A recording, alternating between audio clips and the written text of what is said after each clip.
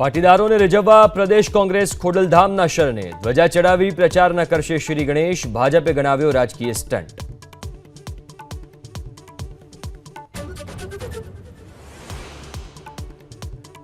રાજ્ય માટે આગામી 3 કલાક ભારે, 4 જિલ્લામાં રેડ એલર્ટ, 13 જિલ્લામાં વરસાદનું ઓરેન્જ એલર્ટ, 18 જિલ્લામાં વરસાદનું યલો એલર્ટ।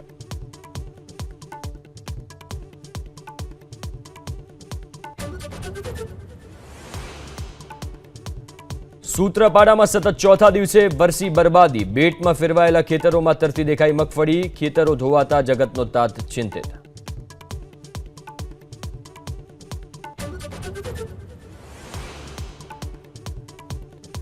मावठाथी खेती पाक ने थयेल नुकसानीनो सर्वे करावा धारासभ्य गुलाबसिंहे मुख्यमंत्री ने लख्यो पत्र। महीसागर जिल्ला में डांगर कपास ने व्यापक नुकसान, वहेली तके वळतरनी मांग।